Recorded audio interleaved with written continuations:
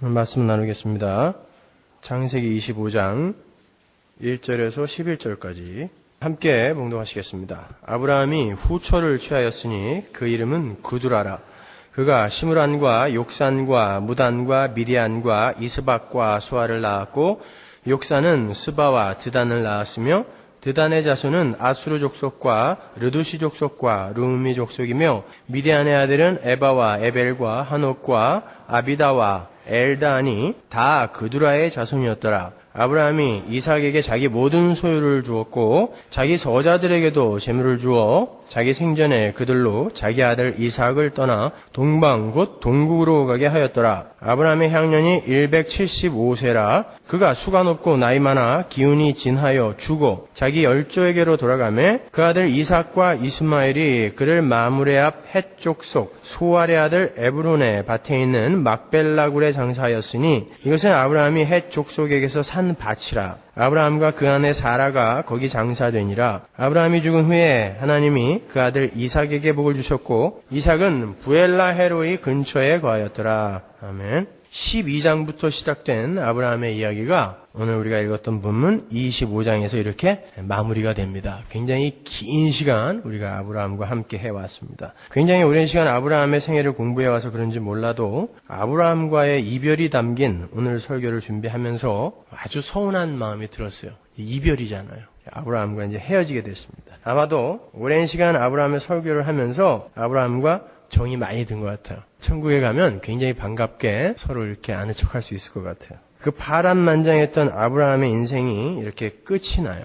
제가 설교를 준비하다가 성경의 등장인물의 숭고한 퇴장을 보면서 그에게 혼자 박수를 보낸 게, 미친 사람처럼 박수를 친 게 이번이 처음이에요. 그냥 그렇게 달려갈 길을 다 마치고 만족하게 하나님께 떠나는 아브라함이 대견하기도 하고 또 부럽기도 하고 해서 설교 원고를 쓰다 말고 제가 박수를 다 쳤습니다.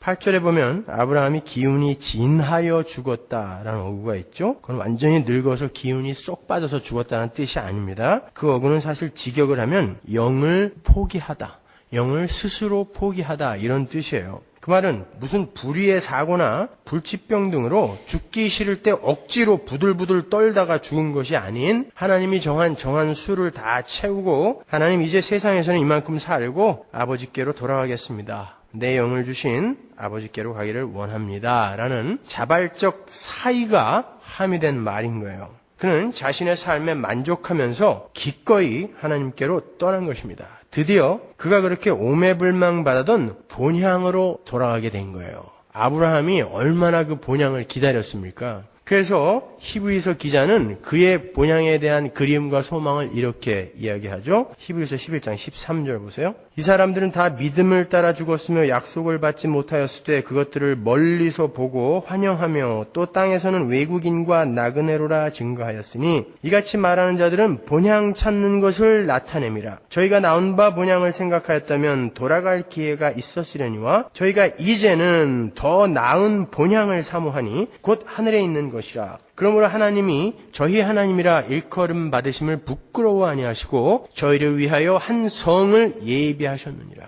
우리가 여러 번 살펴본 바대로 아브라함은 하나님께서 준비해 놓으신 그 본향을 바라보면서 이 땅을 나그네요 우고하는 자로 이방인으로 살다가 간 거예요. 그래서 그는 죽는 날까지 가나안 땅에서 장막을 치고 살았어요. 왜? 여기는 내가 머물 곳이 아니다라는 신앙 고백이었습니다. 그렇게 죽는 날까지 장막을 치고 살았고 자기를 위하여 그가 뿌리를 내릴 그 어떤 땅과 건물도 마련하지 않았던 거예요. 재산이 있었음에도 불구하고 결국 그는 아내의 무덤자리로 사놓은 막벨라굴에 조용히 묻혀요. 그는 결국 그토록 바라던 소망의 나라, 본향, 진짜 고향으로 떠나게 된 거예요.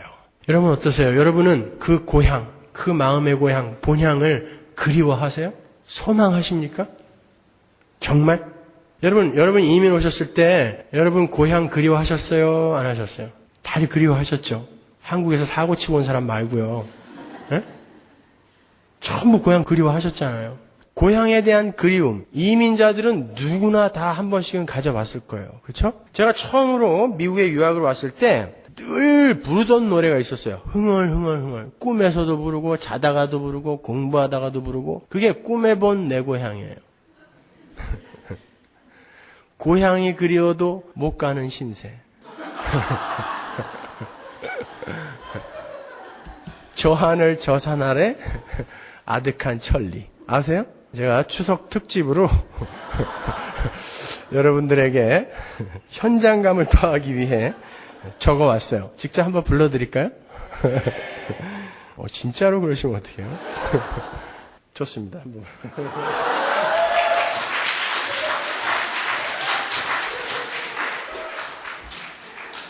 제가 유학 와갖고 얼마나 그 고향을 그리워하면서 힘들어 했었는지를 잘 좀 새겨 들으시라고 제가 불러드리는 거예요. 아마 제가 이거 설교하다가 노래를 하는 게 처음인 것 같은데 그 첫 노래가 꿈에본 내 고향이 될 줄은.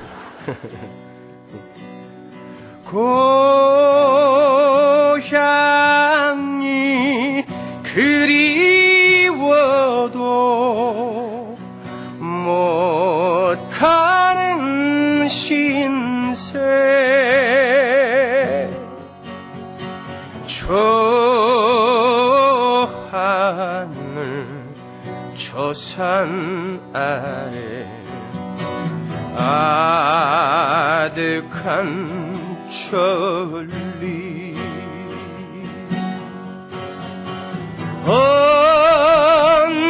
언제나 외로워라 타양에서 웃는 몸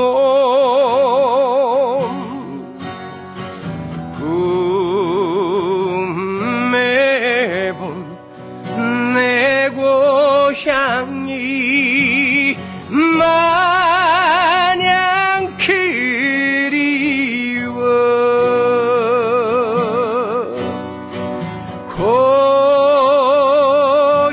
고향을 떠나온 지 몇몇 해던가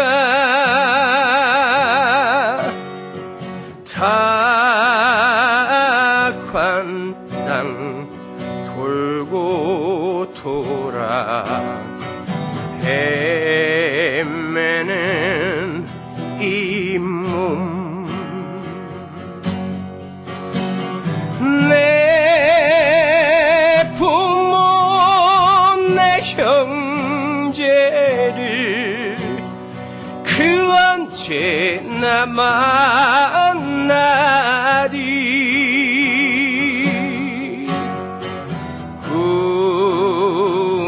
꿈에 본 내 고향이 차마 못 잊어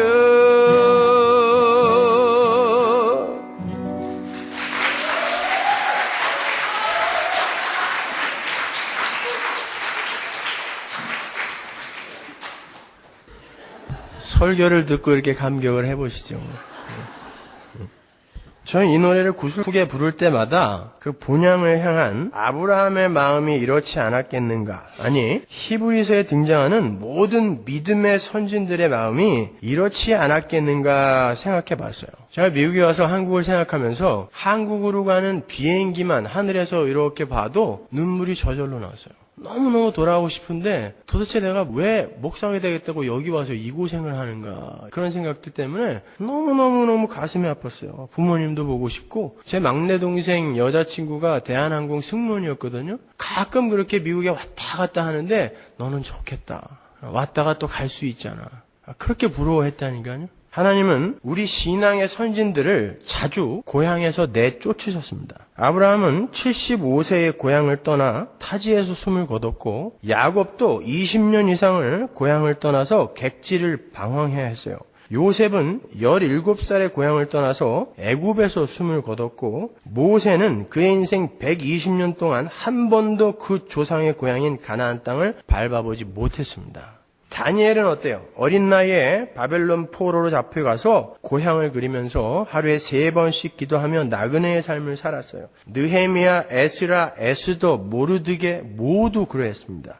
왜 그랬을까요? 여러분, 고향을 떠난 이민자만큼 나그네 인생, 이방인의 인생, 우고하는 자의 인생을 잘 이해할 수 있는 자들이 없기 때문에 그래요. 고향을 떠난 이들보다 마음의 공허와 영혼의 갈증을 잘 이해할 수 있는 사람은 없어요. 그들은 실제로 고향을 떠나서 타향살이를 하면서 그 고향에 대한 그리움을 참 본향에 대한 열정과 소망으로 바꿀 수 있었던 것입니다. 그래서 히브리서 기자는 그들이 자기들의 나온 바 본향을 생각하였다면 돌아갈 기회가 있었겠지만 그들에게는 더 나은 본향이 소망으로 주어졌기 때문에 그 더 나은 본향을 바라보면서 나그네요 이방인의 삶을 잘 살았다라고 한 거예요. 위에 열거한 신앙의 선진들은 모두 다 타향에서 성공한 사람들이었습니다. 그렇죠? 하나같이 전부 성공한 사람들이었어요. 그럼에도 그들은 만족하지 못했어요. 늘 그들은 공허감과 허무함을 느꼈습니다. 이 세상의 그 어떤 힘도 재산도 권력도 고향이 채워주는 참 만족과 포만감을 대신할 수 없기 때문에 그런 거예요. 그런 면에서 여러분은 참 복받은 분들인 것입니다. 왜 사람들이 미국에 이민을 오게 되면 한국에서보다 더 쉽게 교회를 찾는지 아십니까? 그건 현지 사정도 잘 모르는 처지에 딱히 즐길 거리가 별로 없어서 심심함을 달래려 나오는 것일 수도 있고 이미 타국에서 자리를 잡은 이들의 도움이 필요해서일 수도 있어요. 그러나 더 큰 이유는 마음속에 횡하니 자리 잡고 있는 고향 떠난 자들의 공허감 때문인 거예요. 그 공허감이 하나님으로 채워지게 될 때 우리는 확고한 소망을 붙든 참 신앙인으로 살 수 있는 것입니다. 오늘 우리가 확인한 것처럼 결국 모든 인간은 죽습니다. 아브라함이 그렇게 하란에서 하나님에 의해 불려 나옴을 받았을 때 이 사람의 마지막이 어떻게 될 것인가 궁금했지만 얼마 지나지 않아 이렇게 아브라함은 무덤으로 들어갑니다.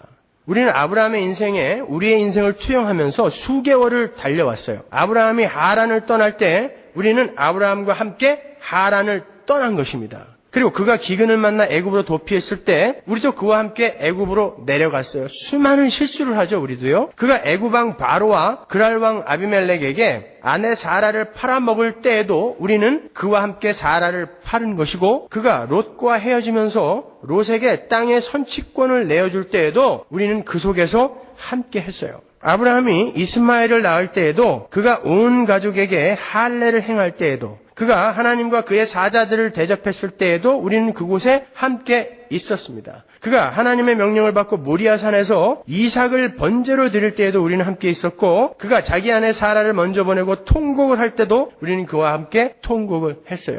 믿음의 조상인 아브라함의 모든 생애는 바로 우리의 신앙 여정이기도 하기 때문에 그런 거예요. 그래서 아브라함이 믿음의 조상인 것입니다. 우리의 조상인 거예요. 그런데 이제 우리는 그의 죽음 앞에 와 있어요. 우리는 그의 죽음에도 역시 함께 해야 됩니다. 우리도 죽는단 말입니다.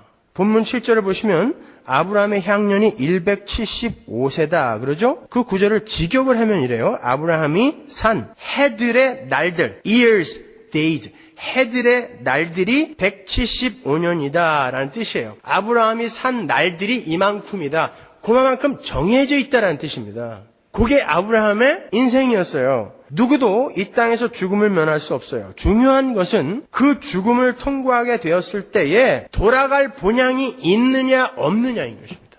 여러분에게 그 본향이 있냐 말이에요. 그걸 확인하자는 말입니다. 성경은 분명 이 시간 밖에 오는 세대가 분명히 존재한다라고 반복해서 강조하고 있어요. 로마서 8장 18절 보세요. 생각건대 현재의 고난은 장차 우리에게 나타날 영광과 좋게 비교할 수 없도다. 여기 보시면 사도 바울이 현재, 즉 현 세대와 장차 올 세대가 존재함을 확실하게 밝히고 있죠. 그는 정확한 시대관과 인생관을 가지고 있었던 거예요. 그는 분명히 오는 세대가 있음을 알았어요. 이 세상이 끝이 아님을 알았다라는 것입니다. 고린도후서 12장에 보면 그는 14년 전에 낙원에 올라갔던 어떤 사람의 이야기를 해요. 실제로 완성된 하나님 나라를 보고 온 사람이 있다라는 거예요. 그런데 그게 자기 자신인 거예요. 그렇게 자기가 가게 될 하나님 나라를 본 사도 바울이 로마서 8장에서 당당하게 밝히는 거예요. 현 세대가 존재하고 있는 것이 확실한 것처럼 오는 세대가 존재한다. 그러나 현 세대가 고난으로 점철된 세대라면 오는 세대는 영광으로 가득 찬 세대이다. 그렇게 그 나라를 이미 본 바울이 또 이렇게도 이야기를 해요. 빌립보서 3장 20절 오직 우리의 시민권은 하늘에 있는지라 거기로서 구원하는 자 곧 주 예수 그리스도를 기다리노니 그가 만물을 자기에게 복종케 하실 수 있는 자의 역사로 우리의 낮은 몸을 자기 영광의 몸의 형체와 같이 변케 하시리라. 우리의 시민권이 어디 있다 그래요? 하늘나라에. 그 사람이 하늘나라를 보지 못했다면 우리의 시민권이 거기 있다라고 이렇게 이야기할 수 없어요. 근데 사도 바울은 그 나라를 봤습니다. 그 나라는 이미 창세전에 완성이 되어 있다라고 성경은 이야기합니다. 마태복음 25장 34절 보세요. 그때 임금이 그 오른편에 있는 자들에게 이르시되 내 아버지께 복받을 자들이여 나와 창세로부터 너희를 위하여 예비된 나라를 상속하라. 언제부터? 창세로부터 예비된, 준비되어 있는 이런 뜻이에요. 창세로부터라고 번역이 된 아포 카타볼레스 코스무라는 어구는 시간과 공간이 창조될 때 이미 준비되어 있던 이라는 뜻이에요. 그러니까 그 나라는 확실하게 존재하는 것입니다. 시간과 공간이 창조되기 전부터 이미 그 나라가 존재하고 있었다면, 시간 밖에 존재하고 있었다면 그 나라에 들어갈 사람들은 언제 준비되었을까요? 에베소서에 나오잖아요. 1장에 창세 전에 너희들이 아들이 되었다라고 하지 않습니까? 그렇게 그 나라는 확실하게 존재하는 거예요. 언젠가 시작된 이 현세는 반드시 끝이 있어요. 그리고 각자의 현재는 각자의 죽음으로 끝나는 것입니다. 그렇게 인간이 현세라는 시간을 벗어나게 될 때 우리를 기다리는 영원이라는 새 세대가 있어요. 여러분에게 바로 그 소망이 있으시냐는 말입니다. 그게 바로 본향을 향한 그리움이며 본향을 향한 소망인 거예요.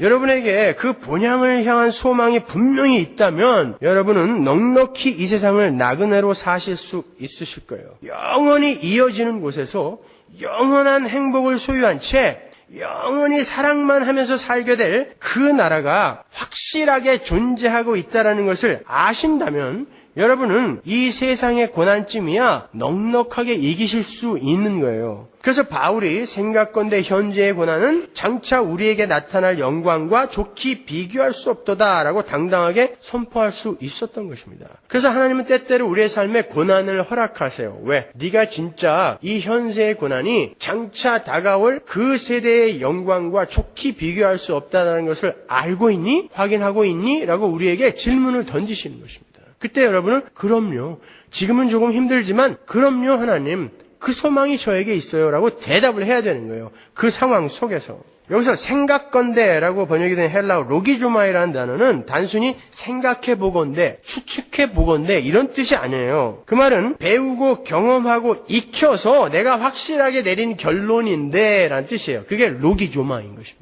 한마디로 그건 치명적 사실이라는 거예요. 그러나 확고한 소망을 품은 이들은 이 나그네 인생길에서 너무 치열하게 경쟁하거나 이웃과 투쟁하며 살지 않아요. 왜냐하면 목표 지점이 다르기 때문에 그렇습니다. 디도서 1장 2절 보세요. 영생의 소망을 인함이라. 보세요. 영생의 소망. 본향을 그리워하고 본향을 향한 소망이 있는 자들은 이 영생은 거짓 없으신 하나님이 영원한 때 전부터 약속하신 것인데 2장 12절 우리를 양육하시되 경건치 않은 것과 이 세상 정욕을 다 버리고 근신함과 의로움과 경건함으로 이 세상에 살고 복스러운 소망과 우리의 크신 하나님 구주 예수 그리스도의 영광이 나타나심을 기다리게 하셨으니 그가 우리를 대신하여 자신을 주심은 모든 불법에서 우리를 구속하시고 우리를 깨끗하게 하사 선한 일에 열심하는 친백성이 되게 하려 하심이니라. 영생을 향한 소망이 있는 사람들은 어떻게 살아요? 자신의 깨끗함에 관심이 있지 이 세상의 힘에 관심이 없다라는 것입니다. 자연인들은 어때요? 에베소서 2장 12절 그때 너희는 그리스도 밖에 있었고 이스라엘 나라 밖의 사람이라 약속의 언약들에 대하여 외인이요 세상에서 소망이 없고 하나님도 없는 자더니 이들에게 뭐가 없어요? 소망이 없습니다. 소망이 있고 없고는 굉장히 중요한 거예요. 여러분들에게 바로 그 본향을 향한 소망이 있냐 말입니다. 그게 확인이 안 되고 여러분이 아무리 예배당에 나와 앉아 있어도 여러분은 헛수고하는 거예요. 세상이 전부이며 끝이라 생각하는 사람 여전히 그들의 소망은 이 땅에 있는 것입니다. 어떻게 해서든지 이 세상에서 성공해야 되고 출세해야 되고 부자가 되고 싶어하는 욕망을 아직도 끊지 못하는 사람 이 땅에 소망 두고 사는 사람입니다. 성도는 그런 것에 연연해서는 안 돼요. 그들의 목적은 선한 일에 열심하는 백성으로 지어져 가는 것이기 때문에 다른 이들을 경쟁자나 적으로 간주해서 치열하게 경쟁을 한다거나 피 튀기는 우위 다툼을 하지 않을 수 있어요. 저는 지금 우리에게 주어진 인생을 불성실하게 살아도 된다고 말씀드리는 게 아니에요. 우리에게 주어진 모든 것은 하나님께서 부여하신 것입니다. 그래서 우리의 직업은 모두 성직인 것이고 우리 모두는 성직자예요. 성직자는 신부나 목사만이 성직자가 아닙니다. 성직자는 이 세상에 태어난 모든 인간들이 다 성직자예요. 왜? 그들이 맡고 있는 직업이나 그들이 맡고 있는 임무는 전부 하나님이 준 거니까. 그런 성직자가 자기의 직무에 태만할 수 있어요? 누가 준 건데? 하나님이 주신 건데. 열심히 최선을 다하셔야 돼요. 여러분은 여러분의 가정에서, 직장에서 누구보다 열심히 사셔야 됩니다. 그 열심 속에서 우리의 거룩이 성숙되어져 가는 거예요. 그래서 제가 우리 청년들한테도 공부 열심히 하라 그러는 거예요. 성도는 절대 불성실해서는 안 돼요. 나태해서는 안 됩니다. 게을러서 안 돼요. 그래서 제가 초창기 때 우리 청년들에게 자주 했던 말이 이 잠도 하나 못 이기는 놈들아 였어요. 어떻게 너희들은 예수를 믿는다고 하면서 그 잠도 하나 못 이기냐 그랬다니까요. 맞아요. 부지런해야 돼요. 성도는요. 게을러서 안 됩니다. 그러나 그 자체가 우리의 목적이어서는 안 돼요. 이 세상, 즉 여러분의 가정이나 직장이나 학교는 여러분의 거룩을 훈련하는 훈련장이므로 최선을 다해야 된다는 것이지 그 자체가 목적이니까 최선을 다해서 어떻게 쓰든지 성공으로 이루어내라, 성취해내라 이런 말이 아니란 말입니다. 여러분, 오는 세대, 그 본향에 대한 확신이 없는 자연인들이 이 힘의 원리가 지배하는 세상 속에서 행복하고 만족하게 살기 위해 가장 열심히 추구하는 게 뭐예요? 돈입니다. 그렇죠? 이 세상의 힘을 대표하는 게 뭐예요? 돈입니다. 그런데 가만히 생각해 보세요. 우리는 돈 자체를 좋아하는 게 아니에요. 그까지 돈 종이 조각이 뭐가 좋아요? 그거 사랑하는 거 아니에요. 그 돈이 줄 수 있는 security, 안전함과 만족과 평안과 여유와 포만감과 풍요로움을 좋아하는 거지 돈 자체를 좋아하고 사랑하는 거 아니에요. 만일 인간들이 돈 자체를 좋아하고 사랑하는 거라면 은행에서 일하는 사람들이 왔다예요. 그렇죠? 매일매일 산더미 같은 사랑하는 돈을 옆에 두고 살잖아요. 그냥 일하다가 피곤하면 한번 사랑하는 돈 껴안아 보고 그러나요? 그 사람들은 그게 굉장히 귀찮다 그래요. 이거 오늘 또 다시 해야 돼? 그렇죠? 우리는 그 돈을 좋아하는 게 아니에요. 돈이 주는 영향력, 돈이 주는 안전함, 포만감, 만족감 이런 것을 좋아하는 거예요. 그런 것이라면 돈이 만들어내는 안전함과 만족과 평안과 여유와 포만감과 풍요로움을 다른 것에서 찾은 사람은 어떻겠어요? 그것보다 이것을 추구하게 됩니다. 아니 돈이 주는 세큐리티나 돈이 주는 풍요, 돈이 주는 만족 이거보다 더 나은 안전함, 세큐리티, 만족, 포만감이 있다는 걸 알았어요. 그러면 그 사람이 그때도 돈을 쫓겠냐고요. 어차피 돈이 주는 영향력을 사랑하는 거잖아요, 우리가. 근데 그거보다 더 엄청난 영향력을 발휘하는 무언가를 내가 소유하고 있다면 우리가 여전히 그걸 쫓겠냐고요. 아, 너는 아니구나. 이게 진짜구나. 라고 쫓아갈 거 아닙니까?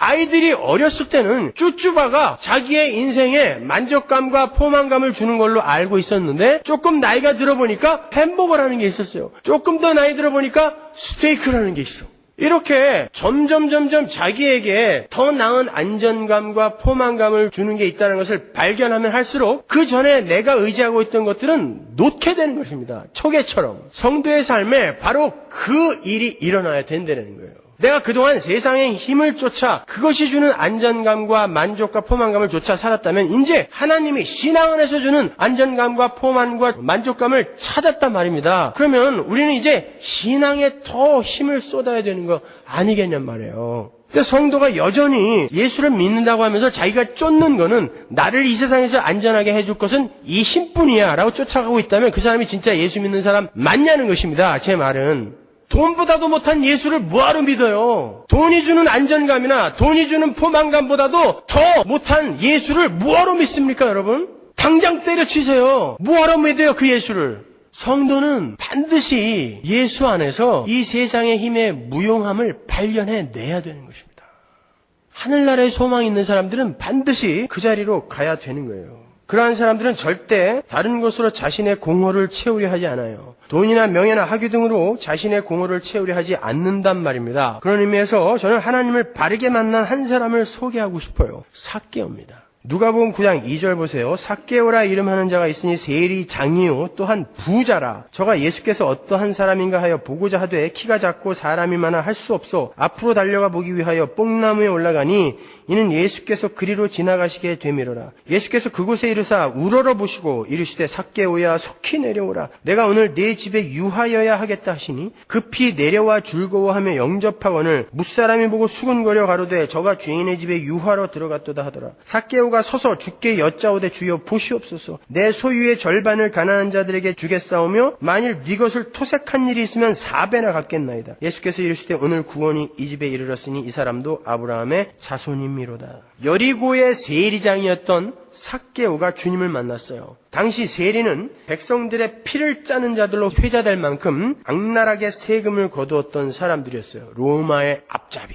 그건 당시 세리들이 월급을 받고 일을 한 것이 아니라 자기가 거둔 만큼의 커미션을 로마로부터 받았기 때문에 그래요. 많이 거둔 만큼 자기의 몫이 많아지는데 세리들이 백성들의 사정을 봐주겠습니까? 그래서 당시 세리들은 부정하게 세금을 거두어서 착복을 함으로 해서 자기의 재산을 불려갔어요. 게다가 삭개오는 세리장이었습니다. 여리고의 모든 세리들의 대장이라는 거예요. 그가 그 직책을 이용해서 다른 세리들로부터도 많은 뇌물을 받았을 거예요. 왜? 세리가 되고 싶어 세리장에게 많은 이들이 뇌물을 들고 찾아갔을 거란 말입니다. 그리고 그도 역시 백성들의 피를 짜내어서 자신의 재산을 불려갔을 거예요. 그럼에도 그의 마음속의 공허는 채워지지가 않았어요. 그래서 그는 당시 인기가 있었던 유명한 랍비인 예수가 여리고에 온다는 소식을 듣고 나무 위에까지 올라가서, 왜? 그는 난쟁이였던 것 같아요. 그래서 나무 위에까지 올라가서 그를 만나고 싶었던 것입니다. 그는 난장이었고 보잘것없는 이였기 때문에 누구보다도 돈에 대한 욕심이 많았어요. 그것으로라도 나를 남들보다 높은 위치에 올려놓고 싶었기 때문에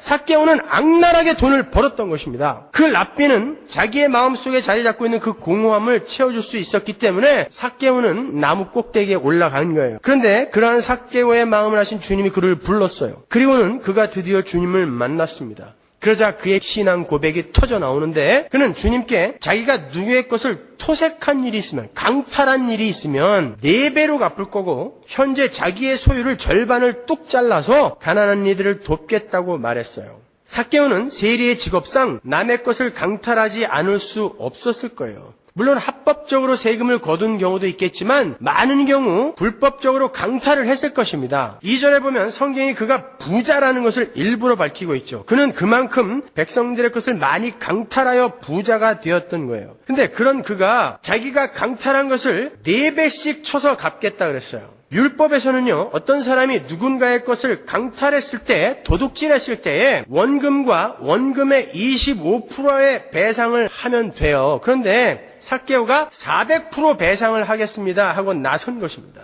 오늘날 성도라고 하는 사람들은 어때요? 돌려달래지도 않는데 왜 돌려줘? 설사 돌려달라고 찾아와도 뱅크럽시 하면 그만이야. 여러분, 성도는 절대 그런 거 하면 안 됩니다. 그건 도둑놈이에요. 남의 것을 그렇게 피해를 보게 만들어 놓고 자기는 책임을 면하겠다고 파산신고 해버리면 그들이 정말 약자였을 때는 그들은 목을 매답니다. 근데 자기는 마음 편히 발 뻗고 자겠다는 거예요. 그게 무슨 십자가의 정신입니까? 여러분은 빚에 눌려서 여러분이 그 빚더미에 깔려 죽는 한이 있더라도 죽으세요. 그러면요. 절대 남에게 피해주면서 내가 그 책임을 모면해서는 안 돼요. 끝까지 책임을 지으셔야 됩니다. 삭개오는 나머지 절반의 재산도 가난한 이들에게 다 나눠주겠다 그래요. 그러면 무슨 말이에요 이게? 나는 알거지 되겠습니다라는 뜻입니다. 반을 가난한 사람들에게 나눠주고 그동안 착복한 것을 4배로 다 갚아버리면 그는 아마 빚쟁이가 될지도 몰라요. 그럼에도 불구하고 무엇이 중요한 것을 알았기 때문에 삭개오는 주님 앞에서 그 고백을 해낸 것입니다. 예수를 만나서 오는 세대에 대한 소망을 갖게 된 자들은 그 전까지는 자신의 목숨처럼 여겼던 이 세상의 힘이 초계처럼 느껴지게 되는 거예요. 그래서 불법적으로 돈을 모으려 하지 않고 치열하게 남을 밟아서 부자가 되려 하지 않는 거예요. 정직하게 성실하게 일해서 부자가 되는 거 나쁘지 않습니다. 열심히 일하세요. 그래서 부자 되세요. 그래서 좋은 일에 많이 쓰십시오. 그런 사람은 하나님께서 부자로 쓰시려고 작정한 사람들이에요. 그런 사람들이 분명히 있습니다. 하나님이 부자 만들어서 그로 하여금 하나님의 일을 하게끔 만들려고 택한 사람들이 분명히 있습니다. 그런 사람들은 부자 되세요. 그런 사람은 세금 꼬박꼬박 내고 정직하게 수입 보고하고 해도 돈이 벌려요. 혹시 제 말을 들으시면서 목사님은 맨날 사무실에 앉아가지고 성경이나 보고 있어서 세상 물정을 너무 몰라요. 어떻게 세금 꼬박꼬박 내고 수입을 제대로 다 보고하고 줄 거 다 주고 정직하게 일하면서 돈 벌어요. 그건 불가능해요. 이런 생각하실 분이 계실지도 모르겠어요. 제가 분명히 말씀드릴게요. 그렇게 불법과 사기와 권모술수와 잔꾀를 동원하지 않고는 절대 돈이 벌리지 않아서 그런 모든 것을 동원하여 돈을 벌고 있는 사람은 원래 하나님이 부자로 부르시지 않았는데 억지로 부자가 되려고 하는 사람인 것입니다. 이 세상에는 하나님이 부자로 부르시지 않았는데 억지로 부자가 된 인간들이 너무 많아요. 그 과정 속에서 얼마나 많은 이들이 피눈물을 흘리며 그 사람 곁에서 고통을 당했겠습니까? 아닙니다, 여러분. 우리는 이 세상을 끝이라고 생각하면서 그렇게 막 사는 사람들이 아닌 것입니다. 남들이 어떻게 되든 말든 나만 안전하면 돼, 나만 행복하면 돼, 그건 마귀 새끼인 것입니다. 어떻게 성도가 예수 그리스도의 자녀라고 하는, 형제라고 하는 이들이 어떻게 그런 삶을 살 수가 있어요? 찰나에 불과한 이 세상의 삶이 끝나면 우리에게 준비된 영원한 나라가 분명히 존재하기 때문에 우리는 하나님의 뜻에 맞게 정직하고 깨끗하게 성실하게 잘 살다가 가면 되는 거예요. 우리는 부자여도 상관없고 가난한 자여도 상관없어요. 여러분, 전도가 뭡니까? 전도는 세상 사람들이 우리 성도의 삶을 보고 저들에게는 무엇이 있기에 우리가 그토록 부러워하는 돈 많고 벼슬 높은 사람들보다 어떻게 더 행복해? 왜 어떻게 저 돈 많은 사람보다 저 사람들이 더 부럽냐? 이런 모습을 그들에게 보여줘야죠. 왜? 돈보다 더 나은 게 우리 하나님이니까. 근데 어떻게 돈 많아서 떵떵거리는 이들보다 예수 믿는 이들이 이렇게 초췌하고 우울하고 보잘것없이 살아갑니까? 우리 하나님이 돈보다 못한 존재란 말이에요? 그까지 벼슬보다 못한 존재란 말입니까? 근데 돈만 조금 생기면 마치 하늘이라도 날 것처럼 살면서 왜 내 안에 성령이 있고 하나님이 계시고 내게 영원한 본향에 대한 소망이 있다고 하는 이들이 왜 이렇게 우울해요? 뭘로 이렇게 불안해 하시는 것입니까, 여러분? 우리에게 정말 본향을 향한 소망이 있냐 말이에요. 세상 사람들이 우리를 보고 야, 저 돈보다 못한 저들이 믿는 예수를 우리가 믿어야 되겠냐? 혹시 그렇게 손가락질하지 않을까요, 여러분? 돈보다 못한 예수를 믿는 저들이 믿는 그 신을 우리가 믿어야 되겠어?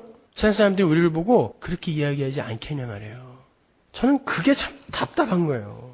우리는 세상 사람들에게 돈 많은 사람들보다 신앙이 깊은 사람이 더 부럽다는 인식을 갖게 만들어야 하는 구별된 성도들입니다. 돈이 주는 안정감보다 신앙이 주는 안정감이 더 크며 돈이 주는 만족감보다 신앙이 주는 만족감이 더 크며 돈이 주는 평안보다 신앙이 주는 평안이 더 크다는 것을 우리가 정말 안다면 우리의 이웃이 우리의 삶을 통하여 돈보다 신앙을 더 갖고 싶어 하지 않겠습니까? 왜? 어차피 돈을 좋아하는 것도 그것이 주는 안정감과 평안과 포만감을 좋아하는 거니까. 아니, 돈이 주는 그것보다 더 엄청난 안정감과 포만감을 주는 게 있대. 그들이 진짜 저렇게 살고 있다. 그거 갖자. 그렇게 쫓아오지 않겠냐 말입니다. 초대교회 성도들은 그들 주위의 사람들에게 위기감을 주는 삶을 살았어요. 사람들은 초대교회 사람들을 바보들이요, 미친 자들이요, 무식한 자들이라고 비웃었지만 그들이 서로 모여서 유무상통하고 서로 섬기며 기쁨으로 예배하는 삶을 보면서 위기감을 느꼈단 말입니다. 혹시 저들이 진짜고 우리가 가짜인 것은 아닐까 하고요. 왜 오늘날에는 세상 사람들이 교회의 삶 속에서 그러한 여유와 용기와 담대함을 못 보는 것입니까? 오늘날 교회가 본향을 잃어버리고 혹시 갈 길 몰라 표류하고 있는 건 아닐까요? 그래서 교회마저 세상의 힘을 추구하느라 세상 사람들과 경쟁을 하고 있어서 그런 것은 아니겠습니까? 요즘은 미국의 대형 교회들이 직접 쇼핑몰도 운영하고 사업체도 운영을 해서 그 수익금을 가지고 교회를 유지하고 구제도 하고 한다는데 과연 여러분 그게 옳은 일일까요? 교회는 세상의 힘으로 하나님의 일을 하는 것이 아니라 하나님의 능력으로 하나님의 일을 하는 거예요. 세상의 힘을 추구하다 보면 그 일 때문에 정작 주님을 잃어버리게 되기 때문이에요. 그래서 왕왕 우리 주변에 그렇게 세상의 힘 추구하다가 교회를 떠나는 이들을 우리에게 보여주시는 것입니다. 누가복음 12장에 가면 아주 재밌는 이야기가 나와요. 주님의 말씀을 듣기 위해서 주님 앞에 수만 명이 모였어요. 그때 주님께서 그들에게 설교를 하세요. 너희는 세상의 힘을 두려워하지 말고 하나님을 두려워하라 라는 내용이었어요. 왜냐하면 바리새인들은 하나님을 섬긴다고 하면서 정작 자기 자랑과 자기 의와 자기 배만을 위해 그런 세상의 힘만을 위해 종교 행위를 하곤 했기 때문에 그랬어요. 그걸 위선이다, 외식이다 이렇게 야단치고 있었단 말이에요. 하나님께서. 그래서 12장의 첫 구절이 이렇게 시작을 해요. 1절. 그동안에 무리 수만 명이 모여 서로 밟힐 만큼 되었더니 예수께서 먼저 제자들에게 말씀하여 가라사대 바리새인들의 누룩 곧 외식을 주의하라. 그리고는 이런 설교를 하세요. 4절. 내가 내 친구 너희에게 말하노니 몸을 죽이고 그 후에는 능히 더 못하는 자들을 두려워하지 말라. 마땅히 두려워할 자를 내가 너희에게 보이리니 곧 죽인 후에 또한 지옥에 던져 넣는 권세 있는 그를 두려워하라. 내가 참으로 너희에게 이르노니 그를 두려워하라. 주님께서 그렇게 자기의 자랑과 유익을 위해 행하는 외식과 위선에 대해 설교를 하고 계신데요. 뜬금없이 자기 형이 유산을 모두 착복했으니까 유산 좀 찾아주세요 하는 왼수가 나와요. 지금 예수님이 무슨 설교를 하고 계신데 그 이야기를 들었으면 그 요구를 못할 거란 말입니다. 그런데 갑자기 그 이야기를 막아서고 나와서 우리 형이 내 유산을 착복했으니까 그거 찾아주세요 하는 인간이 나온단 말입니다. 13절 보세요. 무리 중에 한 사람이 이르되 선생님 내 형을 명하여 유업을 나와 나누게 하소서 하니 이르시되 이 사람아 누가 나를 너희의 재판장이나 물건 나누는 자로 세웠느냐 하시고. 잘 생각해 보세요. 주님은 지금 이 세상의 힘을 쫓거나 두려워하지 말고 죽인 후에 지옥에 보내실 수 있는 하나님을 두려워하는 삶을 살라고 열심히 설교를 하고 계시는데 갑자기 자기 유산을 찾아달라는 청년이 등장해요. 성경이 여기에서 고지하고자 하는 바가 뭘까요? 단순히 유산 같은 것에 집착하고 있는 청년에 대한 질책을 말하는 걸까요? 여기서 성경이 말하고자 하는 것은 유산에 몰두하고 있는 그는 앞에서 하나님이 말씀하시고 있는데도 그 말에 전혀 귀를 안 기울이더라 라는 것을 보여주는 것입니다.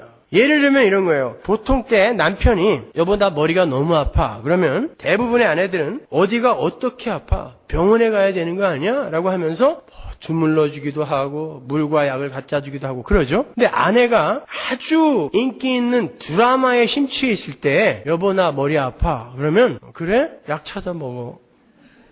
그리고는 다시 드라마 속으로 쑥 들어가 버려요. 그건 자기 남편보다 그 드라마가 더 소중하기 때문이 아닙니다. 사람은 어떤 것에 몰두하고 그것에 심취해 있으면 진짜 중요한 게 뭔지 아는데도 거기에서 울려오는 음성에 귀를 못 기울이게 된단 말입니다. 그래서 여러분이 이 세상의 힘에 심취해 있을 때는 하나님의 음성이 안 들려요. 그래서 그때는 하나님을 쉽게 떠날 수 있습니다. 나에게 필요한 건 지금 당신의 음성이 아니야. 이 문제의 해결이기 때문에. 그러니까 기도는 해요. 그러나 그분의 음성을 들으려고 하진 않아요. 문제 해결의 목적이 있으니까. 못 듣습니다, 여러분. 바둑 열심히 두는 아빠한테 아빠 애가 지금 다쳤어. 큰일 났어. 잠깐만 있어봐. 요거만 두고 지금 아다리거든. 그 사람에게 아들보다 바둑이 더 중요하겠습니까? 맨정신일 때 분명히 그에게 중요한 건 아들이에요. 그러나 어떤 거에 심취했을 때는 뭐가 중요한지 헷갈리게 된단 말입니다. 그래서 자꾸 세상의 힘을 떠나라고 제가 말씀드리는 것이지 그게 악한 것이기 때문이 아니란 말입니다. 여러분 돈 많이 버세요. 부자 되십시오. 제가 안수는 못해드려도 늘 기도해요. 우리 교인들 될 수 있으면 가난하지 않게 해달라고. 불편하지 않게 해달라고. 그러나 그것만을 조차 우리 예수를 방법이요 수단으로 동원하게 되면 여러분은 하나님의 말씀이 마이동풍 우이독경이 되는 거예요. 그것이야말로 큰일 나는 것입니다.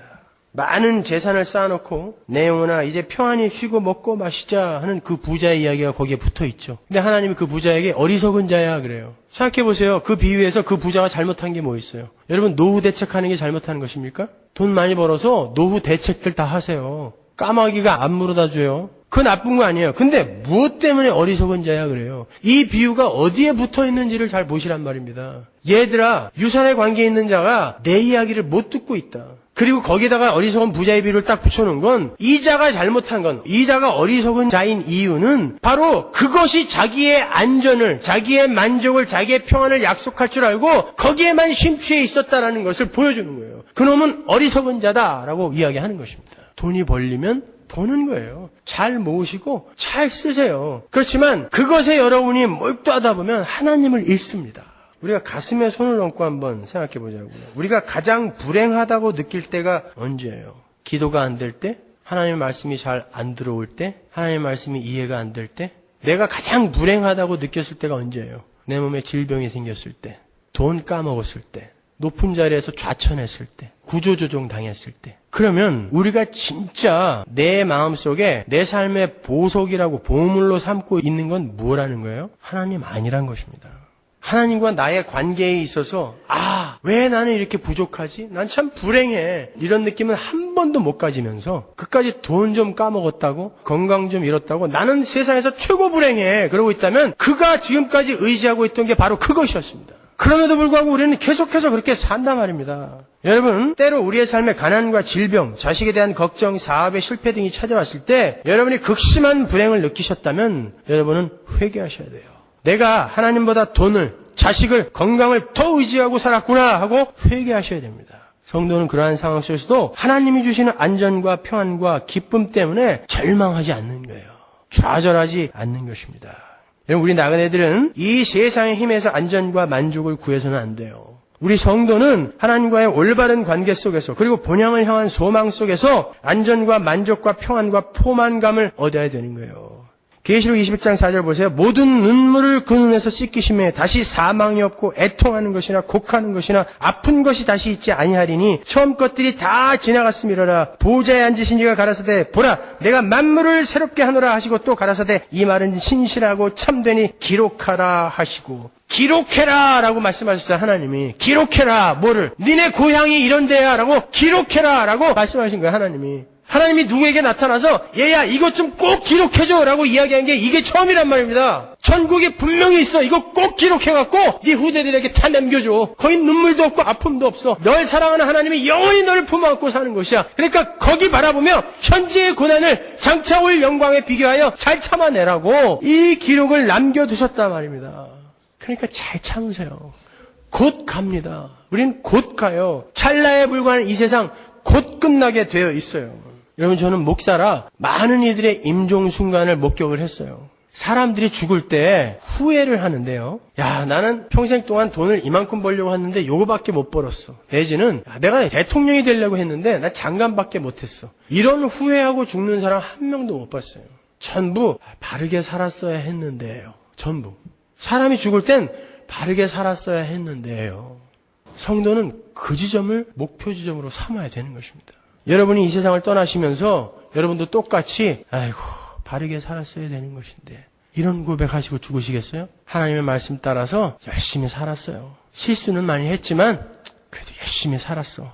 그리고 우리 하나님이 그럼에도 불구하고 나를 아들로 받아주신다니 기쁘게 가야지 하고 가야죠. 엉뚱하고 쫓느라 하나님의 음성 놓치지 마십시오. 기도하겠습니다.